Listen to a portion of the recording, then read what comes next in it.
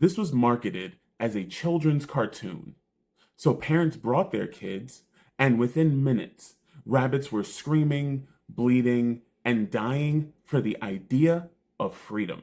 Watership Down isn't just one of the darkest children's cartoons ever made. It's a brutal political allegory about survival, propaganda, and the cost of obedience. And once you see it as an adult, it hits way different, especially in the times we're living in now. When people talk about Watership Down, they often dismiss it as shock value, and this is a very big mistake. Released in 1978 and adapted from Richard Adams' novel, Watership Down is a very deeply serious film masquerading as a children's cartoon. It treats rabbits not as cute little mascots, but as the most fragile of us, the most vulnerable beings that come under constant threat from nature, from predators, and worst of all, from other rabbits. See, this film is not nostalgia.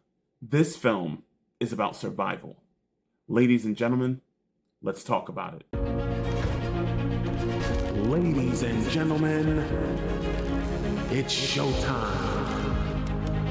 The story follows Hazel, Fiver, and a small group of rabbits fleeing the destruction of their warren after Fiver receives a prophetic vision of annihilation. Their journey across the English countryside is framed like a migration, but stripped of all its comfort.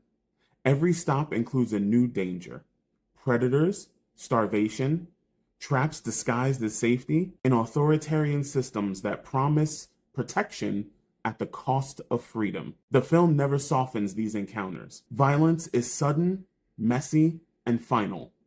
There are no heroic last stands, just fear, instinct, and loss. So right now you're probably asking yourself, why do people find this disturbing? Well, we're going to go through those right now. So the reasons why people may find this film a bit more disturbing, the first one being that death is permanent. Unlike most animated films, death in Watership Down is permanent.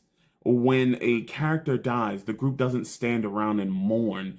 They simply move on as if it's so a part of their regular life that they're not numb to it, but they know that they can't stay there or they'll be next. The next one is the totalitarianism control. When they encounter a new warren of rabbits later on in the film, they discover that this place is very much to keep them safe. Their happiness is secondary to everyone else's safety, and they have to negotiate whether giving up their freedom and essentially becoming a slave and never being able to do anything you want to do is worth the price of protection.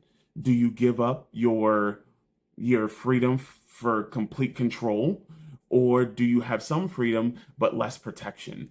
And that rings true in our society. Something else, at least for me, that made this movie even more disturbing was the visual of it all. So normally when an animated film is going to be a bit darker, they'll drain some of the color. We'll get a lot of more black and grays and overcast, something to darken the atmosphere to match the tone of the movie. Not in Watership Down. Watership Down, the atmosphere is very bright. The place they live, it's sunny a lot. The grass is beautiful. It just looks like a beautiful place to live. But the tone of the movie is so the opposite that it is glaring. And you feel it from the very, very beginning of the movie. And you, as the viewer, you never really feel safe. You feel as safe as these poor rabbits do. And the narration, along with even some of the voice acting, is very calm and monotone that feels almost more like a documentary than an animated film. There's not a bunch of different voices and different bright personalities. No, everyone is very much in survival mode, pretty much from the beginning. And a lot of the violence and animation really stands out because of the animation style, because we have such bright pastel colors that the violence looks even more gruesome, and the fact that it happens so suddenly. They're not at like, there's no big rabbit war. There's these spurts of violence and then calm. And those are just some of the things that make this movie just so resonating and feel so real. Watership Down's legacy has endured because it refuses to lie to the audience. It delivers a hard truth, and hard truths aren't always easy to see. If you really understand what the movie's trying to say, it feels very real and it feels very relevant to the time that we're in. And it may cause you to even have sympathy for someone who may be a refugee, because, in my opinion, this movie felt like a group of refugees trying to find a new home and trying to assimilate to different cultures and just not being accepted anywhere. So, ladies and gentlemen, that is my take on this amazing film that somebody at my job asked me about. So I had to watch it. And once I did, I couldn't help but come on here and talk about it. Have you seen Watership Down? Let me know in the comments. And I will see y'all in the next video. Peace.